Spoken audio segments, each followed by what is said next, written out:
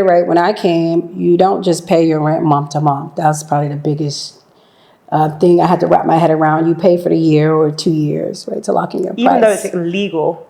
It's actually illegal. Oh, I didn't know it was illegal, actually, because everybody does it. Everybody does it, but the law stipulates you can't charge more than 6 months in advance. So how does somebody move from the US to build a 5-star eco-luxury resort in Ghana? Well, yeah, I am today speaking with Miss Nakyia Pitts, who has moved over from the States to build this amazing Bali-inspired resort. And I'm super excited to get into the nuts and grits around how did she start this resort, how did she finance it, what are some of the challenges, and everything in between. So, if you're new to the channel, you want to find out more about how you and the diaspora can get started in the real estate market, then make sure that you stay tuned because this is going to be an insightful conversation. Hit the notification bell so you don't miss out on my future videos. Hit and smash that like button as well and give this video a thumbs up and drop something in the comments. Let's get into it.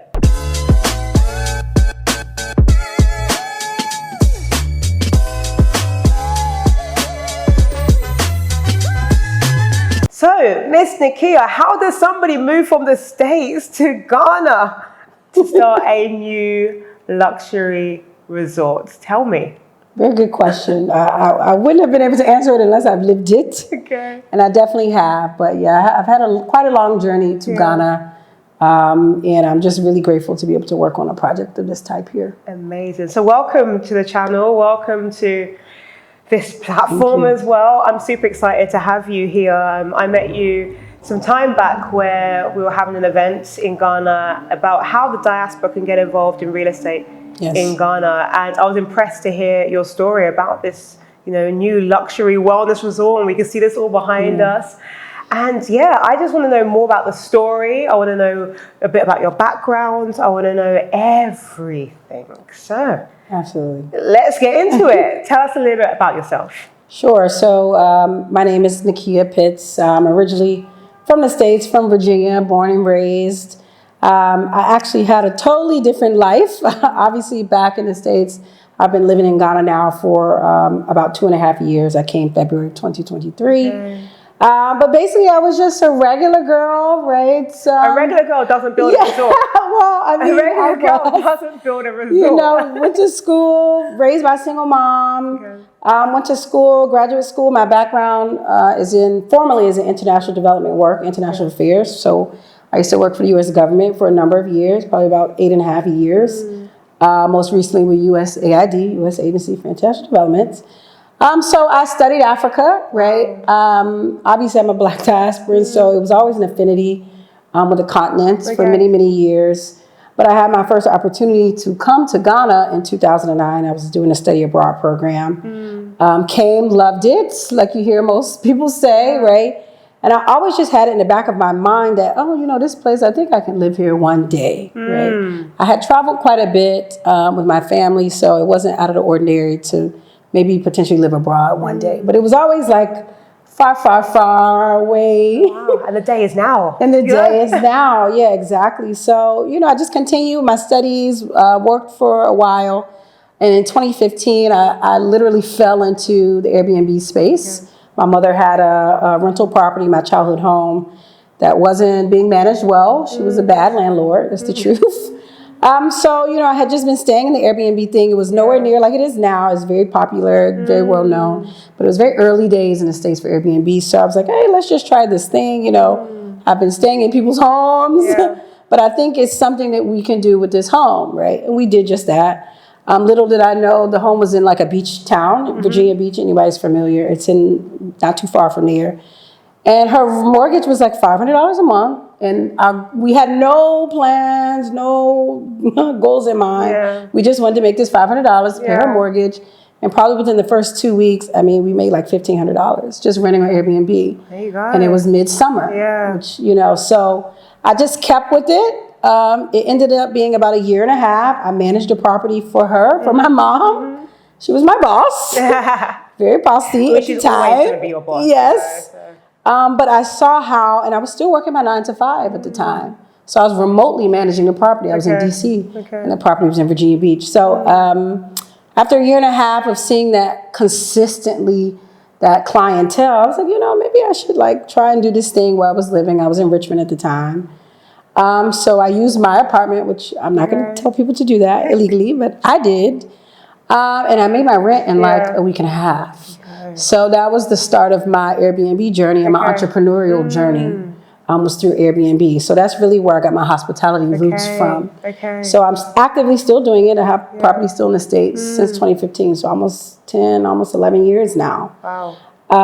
But all of that to say, all roads eventually led me back to Ghana after COVID, right? COVID was the game changer for most folks. A lot of people, Yeah, I was just tired of the day-to-day, work. And at that time, my Airbnb business was really bringing in more money than my government job. And people say, oh, don't lose your government job. But I was ready to go. And COVID gave me the confidence really to just leave. So I left September of 2020, went full-time into my Airbnb business, actually grew the business that year in the States still. I was like, well, I want to go back to Ghana. I've loved it. I've always considered it. So it was my opportunity, which is where I met my co-founder, Duncan.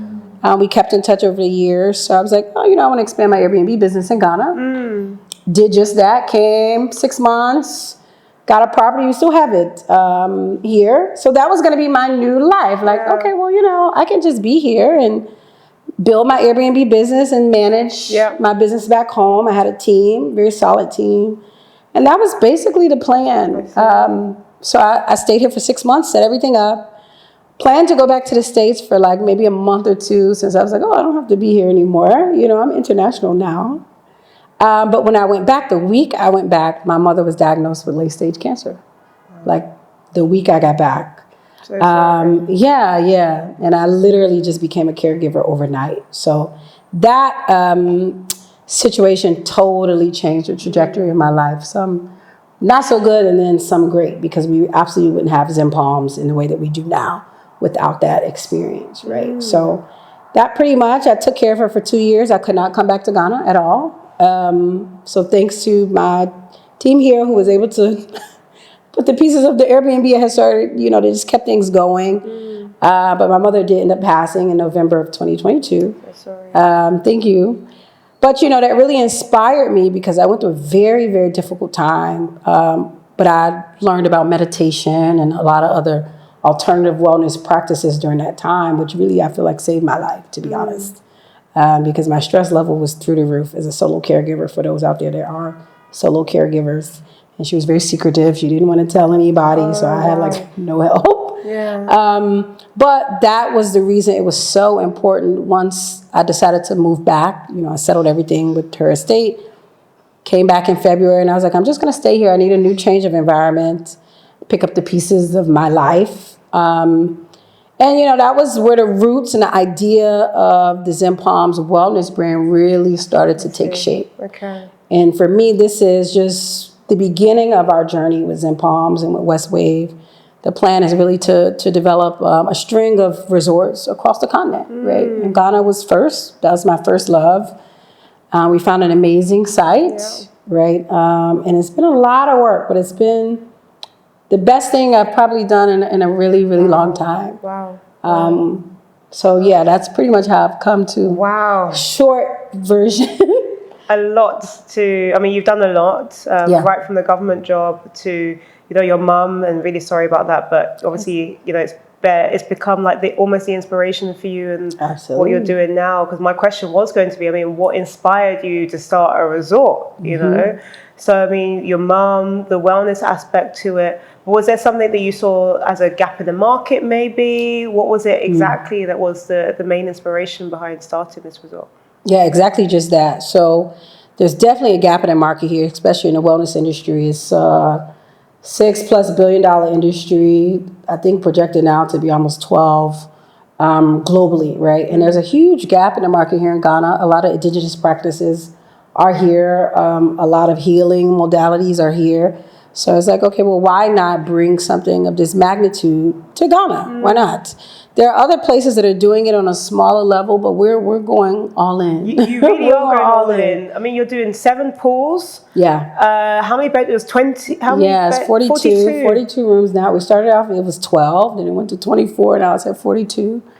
Yeah, and this is the first phase. The first phase, and you've got 7 pools. Okay, wow. Yeah. Wow. So let's backtrack a bit. I mean, you were doing Airbnbs, and for most people that I speak to, the work that I do is about encouraging people to invest in Ghana into the property space, especially Airbnbs, apartments, properties, whatever it may be. Yeah. So what was your experience with running Airbnbs here, the property space here versus the US? Back home? Yeah, I mean, it's definitely different. One biggest difference that I noticed is obviously I always did what they call rental arbitrage now, but it was just like we're just renting a space. Mm-hmm. But I noticed here, right, when I came, you don't just pay your rent month to month. That's probably the biggest thing I had to wrap my head around. You pay for the year or 2 years, right, to lock in your price. Even though it's illegal.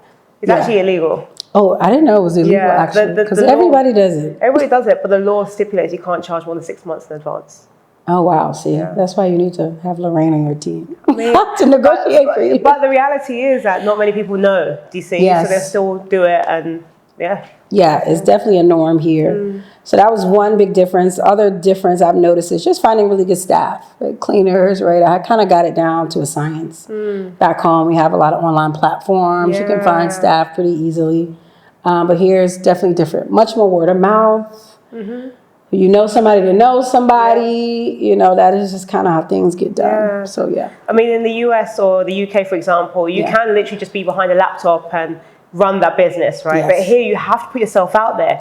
You literally have to have that confidence to go and ask people, and you know, so the first time it might not work out, the second time might not work out, the third time might not work out, but eventually you kind of get there, right? Yeah, it's very true. And I'm glad you even said that, because you really do need to have patience when you're coming here. If you're a diasporan coming from the US or UK, the system is different. You're in another country, so you have to keep that in mind. You can't always think it'll be like it is back home, because you're not home. Right? So really, the quicker you wrap your head around that, the more open you are to learning, and you will definitely fall and make mistakes, because I made plenty and still do, the easier it'll be for you to make the transition, for sure.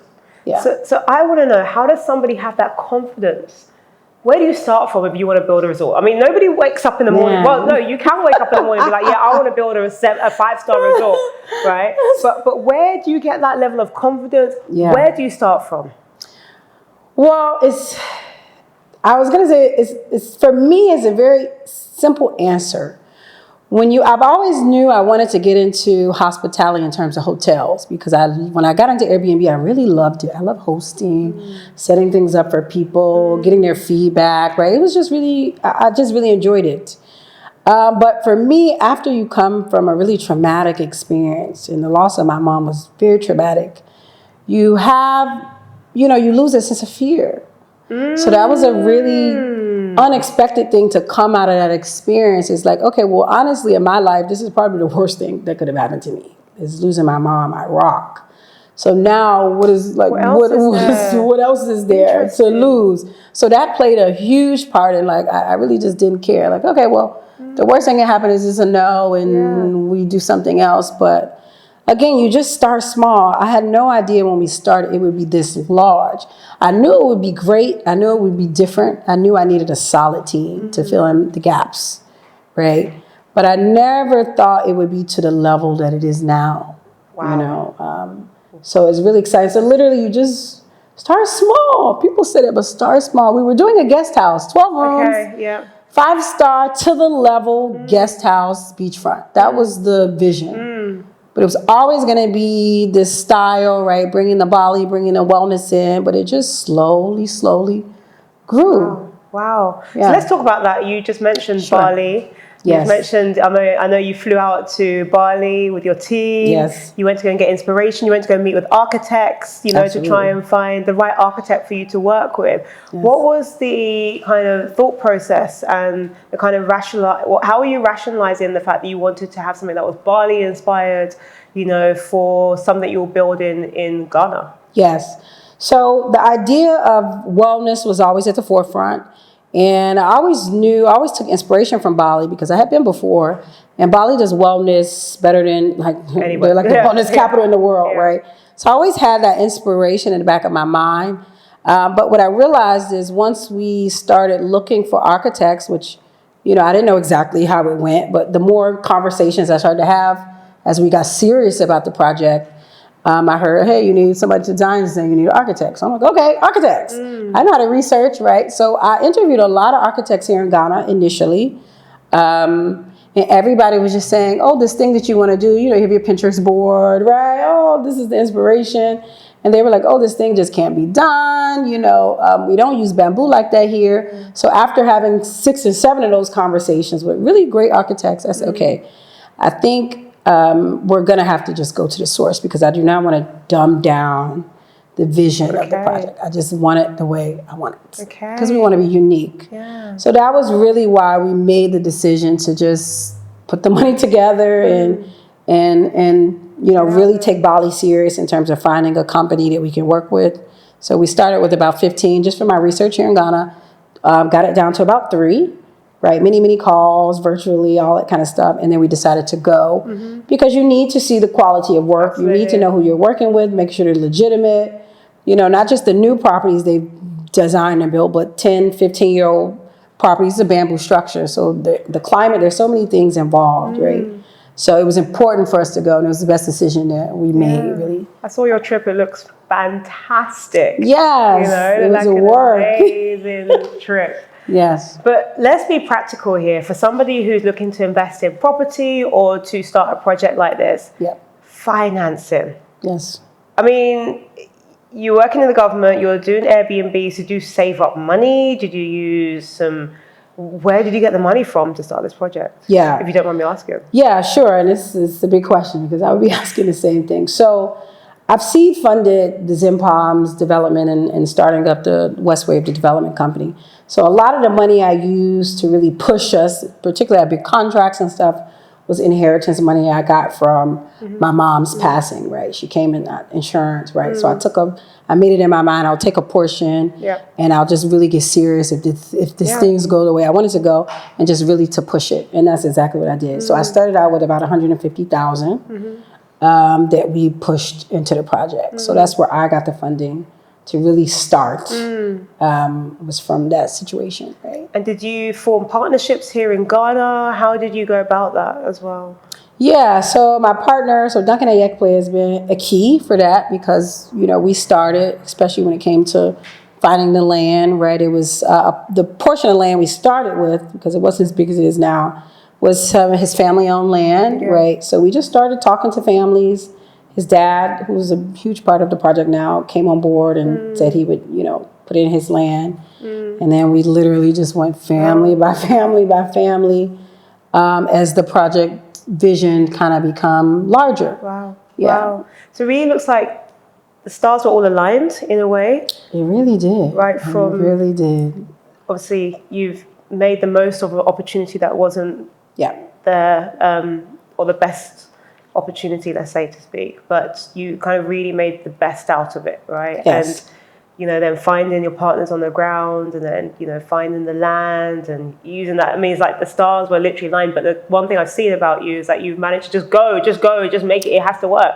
You know, it has to work. How many architects you're speaking to, all of this, the fact that you saw that some of these architects weren't going to be able to deliver to standard, you were like, yeah, we're flying out to Bali. Yeah, and you said it beautifully. If you coming here to invest or buy a home or whatever you want to do here, you have to have it in your mind, like, this thing is going to work. Because we've definitely had hurdles. We've lost money, we've had mistakes along the way, but you have got to learn from the mistake as quickly as possible. Don't lull in it. Figure out how we don't do that again, right? And you have to keep pushing it forward. I mean, it's just the way. And that's just how my mind works, right? But most entrepreneurs, I feel like, they're just very, you know, our mindset is very serious. So no matter what, this thing will come. So tell me, imagine we were at Zen Palms right now. What does it look like? What can we expect? Right. So obviously Zen Palms brand is a wellness resort. That is our focus. We also have a really big focus on nature, sustainability, community, because the community that we're building it's in Tegbe, it's in the Volta region, maybe about 45 minutes from the Togo border, but it's a farming and fishing community. So when you come out there, it's palm trees everywhere, which is where the palm and Zen Palms came from. It's beautiful, green, lush land, right? So we want to use that to our advantage, right? So people can really leave the hustle and bustle of our car or wherever you're coming from around the world to just come and have a sense of Zen, as we say, but a peaceful retreat, right? So maybe instead of taking your trip to Bali, you can actually come to Ghana, especially if you're someone of Black descent, right? You want to come to the continent. There's definite opportunities here. You can come visit the resort. It's beachfront. It's beautiful. We'll be on 3 acres, the first phase. But just very peaceful. You know, just come and relax, sit seaside. The great thing, too, is because we're on the Gulf of Guinea, the Atlantic Ocean, we'll have fresh seafood. We're doing farm to table. There's a lot of intention going into the food there, right? And everything about the Volta region, everything is there. Lobster, crab, fish, red fish. All the vegetables are there because they're grown in the community. Chili, onion, pepper, watermelon, coconut, mango. I mean, the list goes on and on and on. And that is something where I know, like, if you're not spiritual or religious or whatever, it's fine. I'm more spiritual. That I knew God was inside because every element was already there. I didn't know. I didn't think, we're doing farm to table from day one. No, but everything has just come together. So we'll absolutely be doing cooperatives with the local farmers, so the community aspect. Because my background is in development. So that's my lens, right? How, beyond the resort, how can we do something to support this community in a real way? Not just saying, hey, I'll give you a job. How many jobs can you give directly, right? But what else can we do in the community? Who can we work with to bolster and help develop this community? And we're putting a lot of intention into that. Yeah, that was going to be my question. And to see what you're doing to ensure the sustainability of those people that maybe have been, I guess there isn't much displacement because it was bare land anyway, but the fact that there are communities that can potentially benefit from the business that you're building, you're bringing into the region as well as the resort. So just impressive and amazing to hear that work is going on. So, you know, for people that are interested in a new resort to visit when they come to Ghana, then check out Zen Palms. When are we expected to be finish. So early next year, early 2026. So we're thinking probably May of next year, we'll be open to the public. We'll invite you. We'll have like a soft opening for a select few people a few months before. Yeah, you have to be because we're all diasporans. We're trying to do something here, so just to help push it. But absolutely, we're working with the Ghana Tourism Authority, so there's a lot of things happening behind the scenes. Amazing. So we spoke a lot about some of the positive aspects, some of the challenges you might have had to face, but what have you considered being some of the lessons that you've learned through this journey that you can give back to people that are considering whether it's investing in real estate in one way or another? Yes. Well, the first thing I would say, if you haven't decided to move here, because I know everybody doesn't necessarily live in Ghana, right? Make sure you have somebody that you can trust to do your business dealings for you here. That's like number one. So for me, if I didn't have Duncan, I would have absolutely had to find somebody now, and that would have been difficult. Right. So you need to have somebody you know and trust, especially dealing around finances, right? The second thing is best if you can be on the ground. Right? That's the next best thing for me. I was here on the ground, and it made all the difference because you can show up, you can have your meetings. You know, the face-to-face is very huge culturally here, which I had to learn. They don't like to do a lot of virtual phones. Come to the office. No, they want to come to your office, which is another reason we made sure we had an office here in our crowd. But it's a lot of face-to-face interaction here. Yeah. So just be prepared for that, and just build a solid team around you that can help and assist you. Yeah. Because there's a lot of help that will be needed. You mentioned finding partners and people you can trust. Yeah. How did you meet Duncan, for example? How do you know you can trust? How did you build your team? Like, let's be practical here. Sure. Yeah, very good question. So for me, when I came as a student in 2009, Duncan was one of the team members that was hosting my school. Okay. He was heavy in the tourism industry at the time. So he's still in it now, which is why I knew it was important to bring him on for his expertise. So I had known him for 10 plus years, right? And I knew I could trust him. We had done some business around the Airbnb, me sending money, so I knew he could handle money, right? So that worked for me. But somebody like you, like what Lorraine is doing, right? Don't just do it. Trust me, because it's either you pay up front or you will pay on the back end. And on the back end, it is not pretty. You're in another country. The laws are different. I mean, it's totally different. So probably for me, I probably would have hired a lawyer. I would have done a lot of things earlier, right, to prevent some of the issues we've had. But that's probably the biggest value. Have somebody on the ground. If you cannot be here, you must have somebody on the ground. It's non-negotiable. Non-negotiable. I agree. And I love what you said, actually, because, you know, you built a relationship with somebody from, you know, quite a while back. And sometimes if you're looking for a partner to work with, you don't realize that you might have already worked with somebody or met somebody in the past that could potentially be that business partner. You wouldn't have thought about it unless, you know, something happens. So I think it's really interesting to see how that's progressed and how you managed to bring him on board as well. But it's just amazing to hear of your journey, and, you know, thank you for walking us through all of this. I'm inspired, and I love the fact that you've been very transparent and open with your journey. I really do appreciate that as well. And just finally, what would you say would be your tips for people? I mean, we've spoken about the lessons, but we spoke about the fact that you say, look, you just have to keep going, you have to be patient, etc. But people who just want to get started, you said start small, but is there anything practical that people could do when it comes to them getting started in the real estate space, whether it's hospitality, whether it's real estate, whatever it may be? Yeah, I mean, obviously, bringing somebody like Lorraine would be great, especially if it's in a real estate space. But I would just say start doing your research. Start learning about the country. How do they do business in the country? What are the cultural norms? Because culture has played a humongous part in us being able to do what we're doing now. You know, how to negotiate here. Let's touch on that for a second. Let's actually touch on that for a second. Because I'm really big on to find out, especially because you're not Ghanaian, right? I'm not Ghanaian, no. So somebody who is African American, how have you gone about negotiating? Because in Ghana,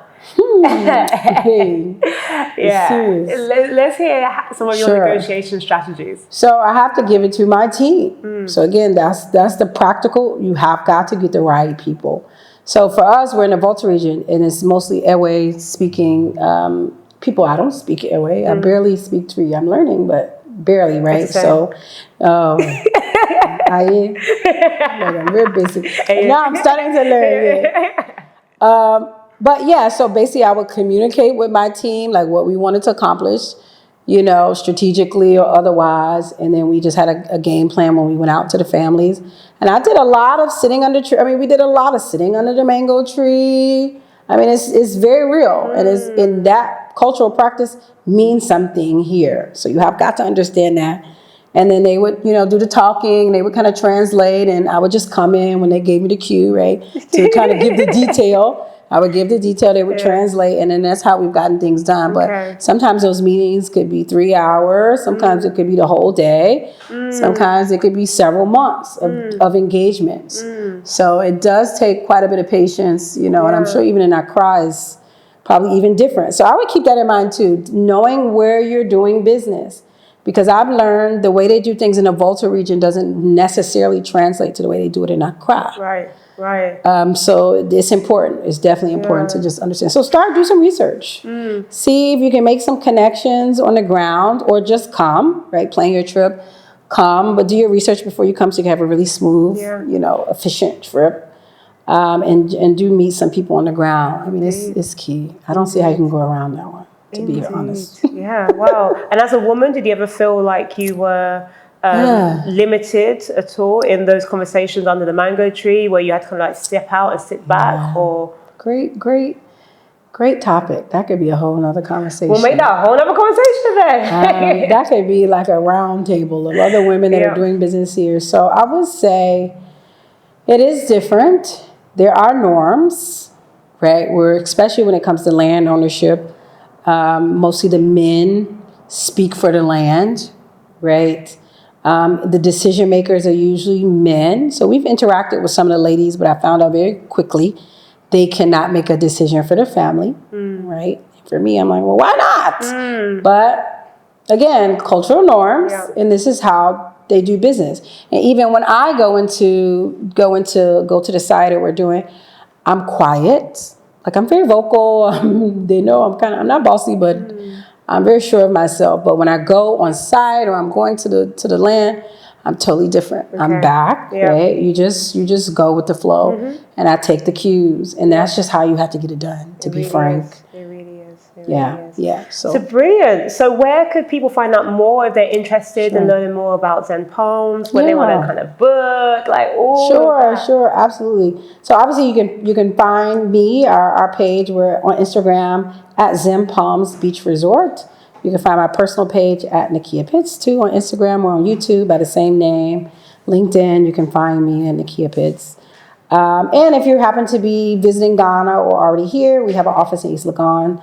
If you know anything about the Star Bites, we're just across the street from ANC Mall. Yeah, so we're not hard to find at all. Google us, you'll find us. At all. Wow, I'm super impressed, super inspired. And I mean, I hope this motivates and encourages other people that are watching that a powerhouse of a woman here has gone to get started, to build this amazing 5-star eco luxury resort in the Volta region. Thank you so much for inspiring me and sharing your story, because it's incredible. Thank you. Thanks for having me. Yeah, absolutely. And I love what you're doing. So definitely have to check in with Lorraine. I'll be getting my house. I'll be using you. That one is for sure. Amazing. So if you enjoyed today's conversation and you are excited about getting started in the real estate space, then do make sure you check out all the information in the description below. We'll also include information to where you can find out more about Zen Palms. And yes, please, if you haven't done so far already, give this video a thumbs up. Drop something in the comments what you found interesting about today's conversation. And guys, if you haven't done so far already, make sure you hit that notification bell so you don't miss out on my future videos. And until my next video, I'll see you.